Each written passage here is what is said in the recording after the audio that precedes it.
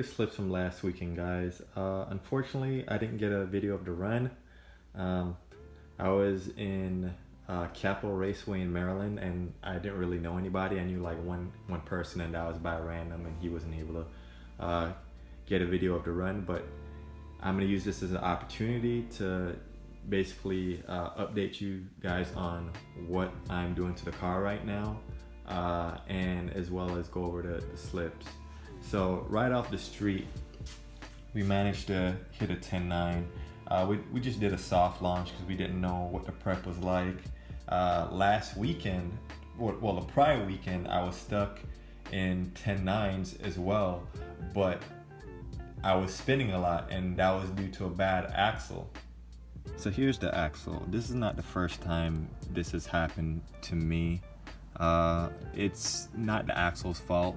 Maybe I do need an upgrade, but it's not the axle. Basically, sometimes my coilover or my steel braided brake lines, I need to move them out the way. Sometimes they'll rub on the axle boot, and it will rip the axle boot, and then all the oil gets flung out the boot, and that's when it starts doing the metal on metal contact. You could see here. So I was just driving down the street one time, and this axle exploded. So this is not the axle that I had before, but this is just an example. The other axle is not as bad, but it has no oil in it.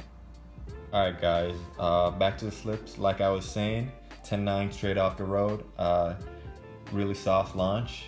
Next pass, we did a little harder launch, and then we managed to do a 10.8. We actually did 10.8 3 times, and I knew the car could do a little bit better than that. And so I started data logging. So there was an issue with the tune where my car was pulling timing off the line. So timing is basically what you advance the spark timing to get more power out the car. So it was taking timing off the line. So I wasn't launching as hard as I should. So after about 30 minutes of playing around with HP tuners, I found an issue. And after that, the car was a lot stronger. So that's when I managed to hit my first 1.460 foot and my first 10.7. This was crazy for me. I didn't think the car would do this well. It definitely has a lot more in it. So I'll be trying to beat that time. I think the car will be able to do 10.5s. Currently, I'm on a 30-inch tire. So my reasoning behind the 30-inch tire is because I was going to do the 370 differential, but when I tried to remove the 309 differential, my axle was actually stuck in the differential, so I didn't have a spare axle. So the only way I'm going to do this 370 differential is if I get a spare axle or somebody donates the axle or something like that. But yeah, as I was saying, my first 1.460 foot, my first time getting into 127 mile an hour, and my first 10.7. All right, so here's my current Dragarray radio. It's a lot of meat. It's a 30.1 inch tire, and the dimensions are 295, 65, 15. So my reasoning of getting such a tall tire is I was expecting to have the 370 differential in by now, but I just haven't had a lot of time to put it in. So I'm actually doing it right now as we speak, and I'm gonna hit the track this weekend and do an update video. I'm gonna do a street test on it, and then I'm gonna do a track test, and hopefully the 370 differential nets me some big gains. All right, so my current disposition right now is trying to get this 370 differential in the car. So far, all the bolts are out. It's right there. All the bolts are out, everything. The only thing that's holding it together right now is the jack stand, obviously, and the drive shaft, which is being a pain in the ass right now. I don't even know why. It's seized right now, but I guess I just have to get a mallet and knock it out. But as soon as I get that out, the 370 will go in, and I'll be heading to Rockingham this weekend to test it out. Hopefully it helps. All right, guys, it's the next day. So basically, I got the drive shaft off, and then I dropped the diff, totally dropped the diff, but one axle wasn't coming out. So it's the left side axle. I'm not sure what's going on, but I tried everything and it will not come out.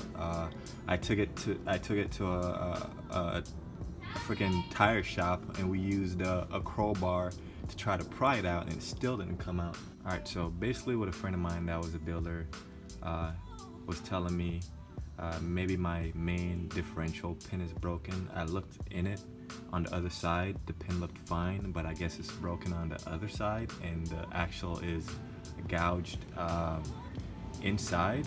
I'm not sure what's going on, but I'm guessing unless somebody wants to sell me a driver's side axle for cheap, or wants to donate one, that's probably the only way I'm gonna get this diff in, because honestly the diff is not important to me.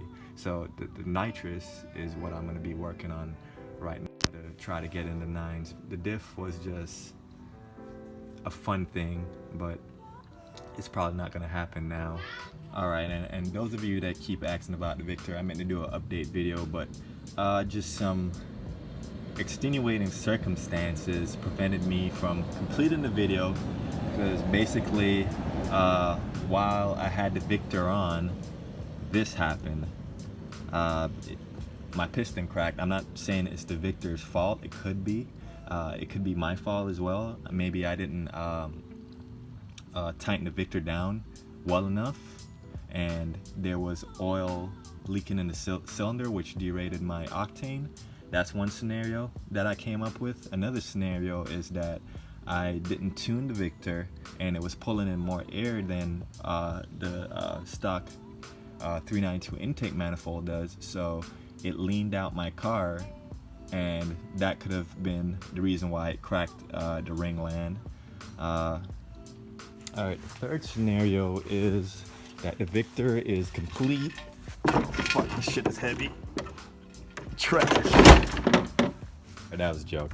I'm keeping it. I'm gonna keep it for direct port. So I still plan on doing direct port nitrous, and that's what I'm gonna use this for. I might give it one more chance and see what it does NA, if it's any good at all, but so far it's caused me a lot of problems that is unnecessary. Speaking of nitrous, we got a bottle wired up right now, remote bottle opener, electronic bottle heater. Just got to wire it up in the car.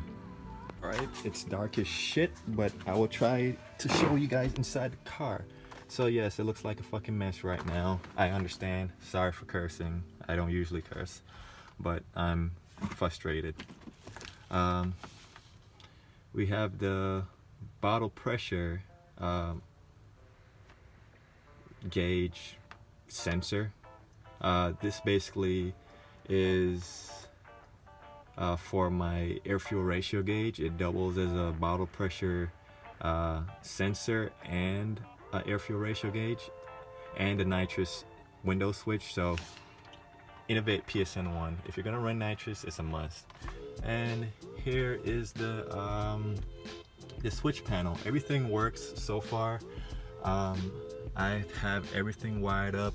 I'm gonna make it look a little bit prettier. Wires all over the place right now, but I have the throttle position wired, electronically wired. I have the RPMs wired, and if anybody has any questions on how to do it, just let me know, and I will try to let you guys know as best as possible. But yeah, this is what we have going on so far. It's a mess. Hopefully by this weekend. I don't plan to run the nitrous this weekend, but I still need a tune. I'm gonna actually tune it myself, because the tuners want way too much to just take away a little bit of timing and add a little fuel, which I know how to do. If I blow the car up, I blow the car up. I will be on deployment in 3 weeks. So that's another thing. You guys are not going to see a lot of videos from me, because I will be on deployment in about 3 weeks. I'm not going anywhere crazy right now, so I can't disclose where I'm going, but it's nowhere unsafe, so no need to worry. Alright guys, I think this pretty much wraps the video up. I found a few things in my garage. I'm just going to make a little giveaway with it. So first up is this Scat Pack fender badge. So the first person I pick is going to get the Scat Pack fender badge, and the other 4 people that I pick will get these Do Not Reflash OBD2 covers. They're good for, let's say you have an unlocked PCM and you don't want the dealership to reflash your PCM. So all you gotta do is just like the video, subscribe to my channel, and leave a comment. And let's say if I get 200 likes and 200 comments, I will give them away to 5 lucky people. So if you don't have a Scat Pack and you choose the OBD2 cover, I mean, that's totally fine. The Scat Pack badges will go to the runner-up. So